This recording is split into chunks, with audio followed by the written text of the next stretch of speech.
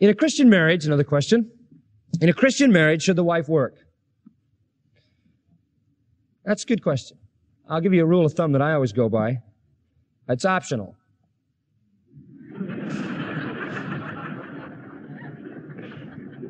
You say, that's profound, MacArthur. I came all the way down here to hear that. What do you mean by that? I mean that wives sort of submit to their husbands. That comes into play, don't you think? Maybe your husband says, honey, go to work.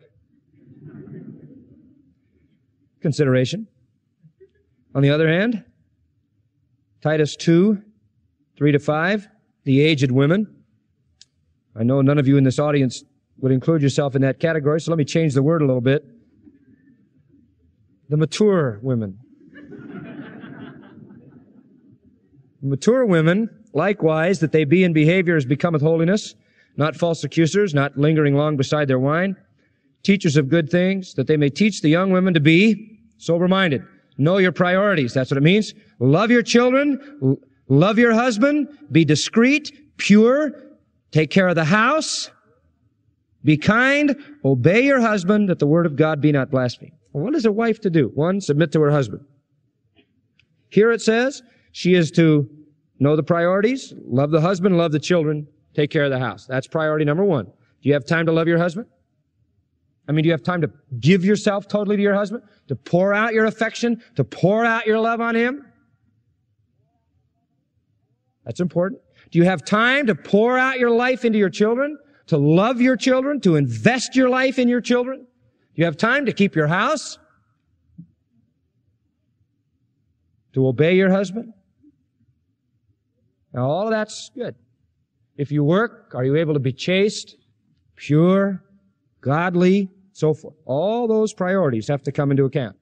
You have opportunity, like in 1 Timothy 5, to be hospitable and open your home, to wash the feet of strangers, as it were, to take care of those who have needs, etc. Now, the priorities then, submit and love your husband. Take care of your husband. Let your relationship just lavish love on him.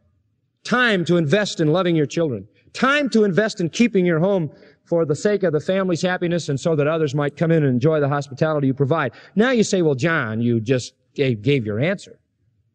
Not really. There may be opportunity even within that framework for you to work. Proverbs 31, we've answered this question before, but Proverbs 31 talks about a righteous woman, a virtuous woman. And boy, she's a clever gal. She works.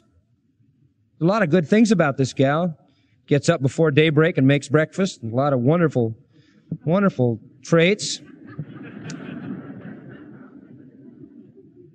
But she's real enterprising. She has her own business, kind of. This is so good. Verse 19. Well, no, let's go back a little bit. We got to cover more of that. Verse 16. She considers a field and buys it. She's got the bagel jar so full of extra money. For so many years she's been saving and saving that she's got enough to go out and buy a field. That's an enterprising lady. She buys it with the fruit of her hands. She plants a vineyard. She's earned enough money. She's a wonderful woman. She takes care of her husband. She does him good all her days. She's just a fantastic. In verse 14, she's like the merchant ship. She brings her food from afar. She'll go to the market where the sale is, no matter how much gas she wastes, so forth. Verse 17. She girds her loins with strength and strengthens her arms. She works with energy and force. She perceives that her merchandise is good. Her lamp goes not out by night. Doesn't go to sleep unless she has to. She works. Listen, this is the Word of God. Now, verse 19 tells us what she does. She lays her hand to the spindle and her hands hold the distaff. You know what that is? Flax tied to the staff, and she spins to make thread. She stretches her hand to the poor. You know why she makes these things? For what reason? To give them away. She got a field, though, to make a little profit, but she made some things to give to the poor. She reaches her hands to the needy. She isn't afraid of the snow for her household. All her household are clothed with scarlet. She anticipates the winter and makes clothes for everybody. She makes herself coverings of tapestry. Her clothing is white linen, really. The Hebrew is white linen and purple. And her husband is known in the gates. He comes in and they all say, that's the husband of so-and-so. She makes fine linen and sells it and delivers belts to the merchant. She's enterprising, strength and honor her clothing, and so forth.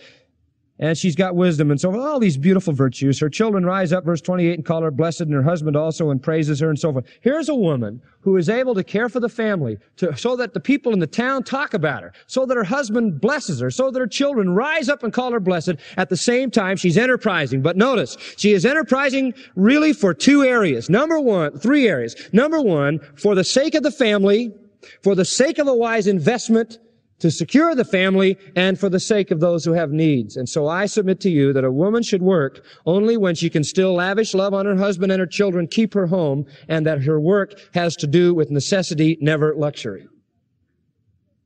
Necessity, never luxury.